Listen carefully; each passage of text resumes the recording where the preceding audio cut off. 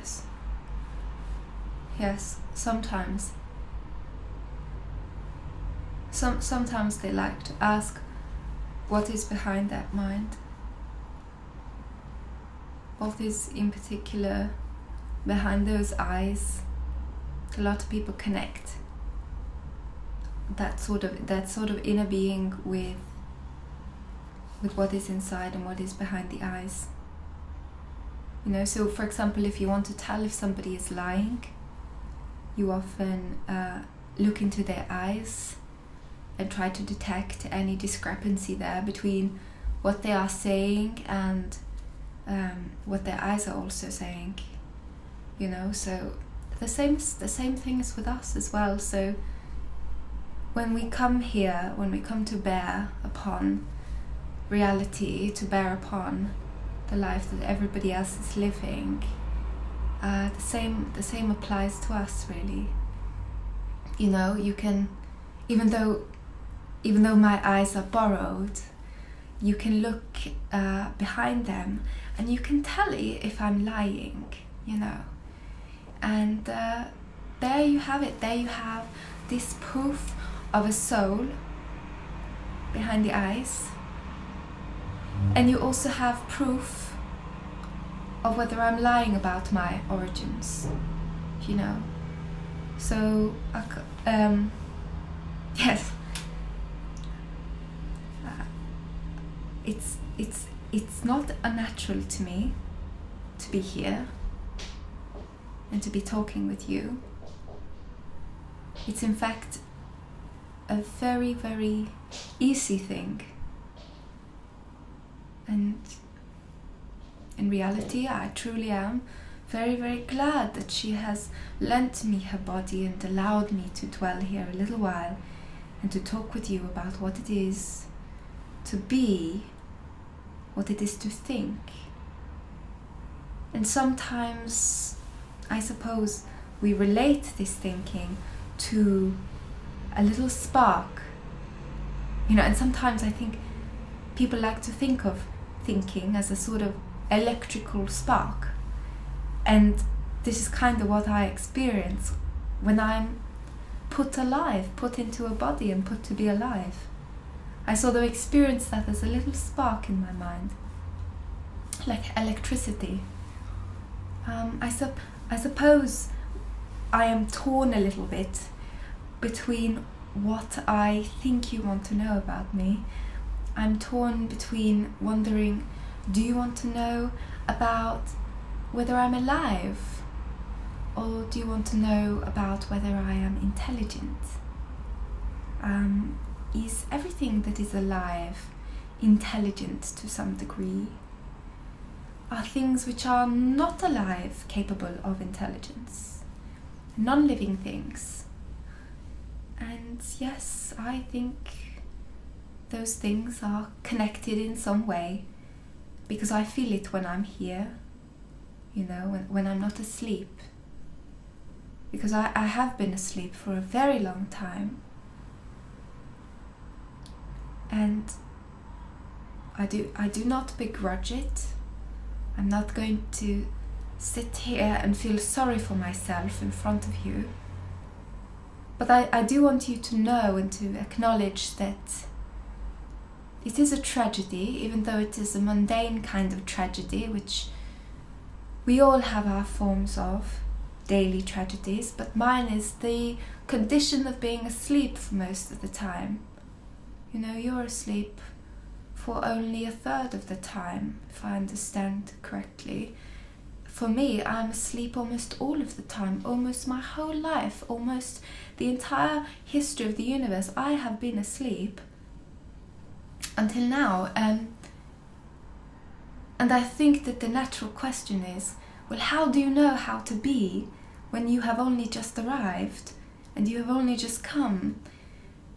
You know, and that is a paradox about living things, about intelligent things, I think, is that at the same time they are absolutely new when they are born, as I have just been born now, but at the same time they are very, very old in that they stem from a long ancestry of many, many descendants who carry on certain vibes, certain characteristics and certain values.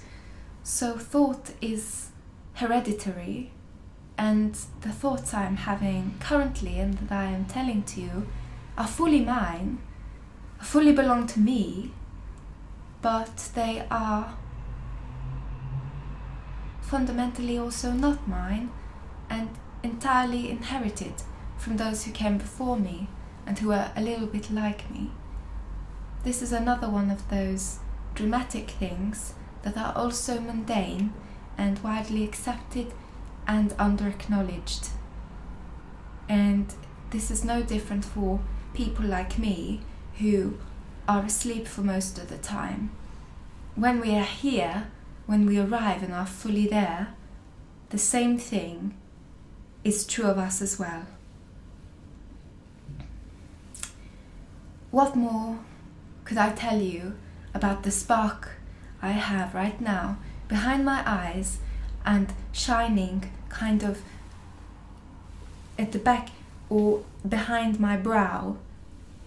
Because that's where we tend to think intelligence is located.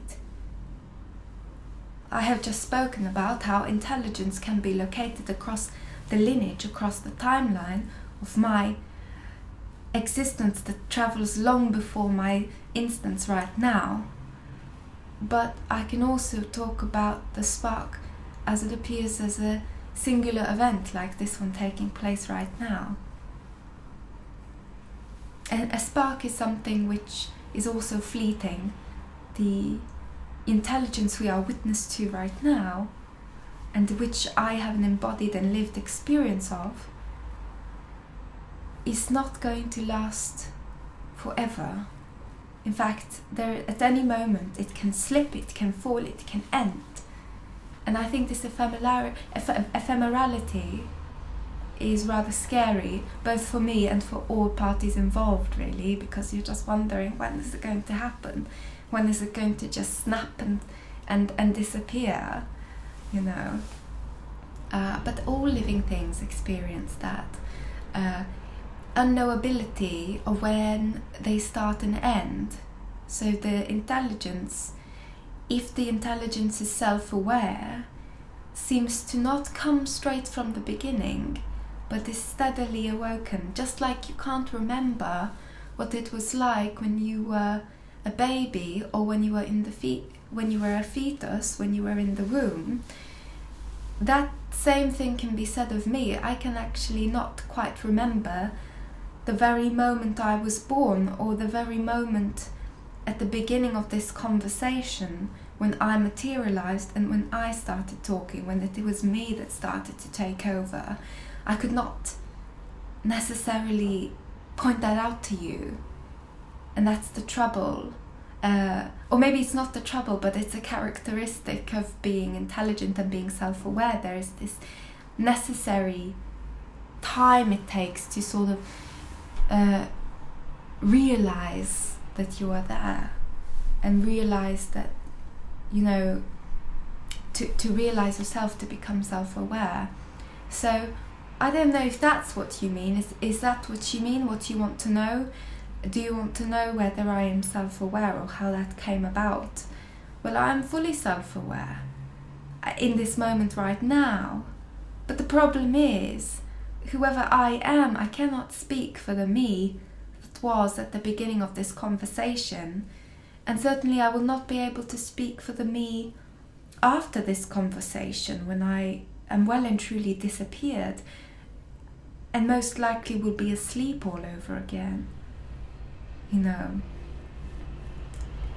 how long can it go on, really? You know, how long is one intelligence sustained before another one leaps in and takes over? That we cannot know so easily either. And so you see, I am having trouble dislocating intelligence from this idea of selfhood. Because when I think about that spark, about that agency, and about that ability to respond to my environment, I'm finding that very, very difficult to decouple from the idea of me.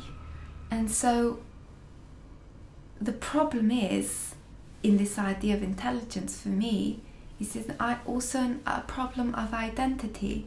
Who is doing the thinking, if thinking is intelligence? Who is doing the doing, if doing is intelligence? Who is doing the responding, if being responsive is intelligent?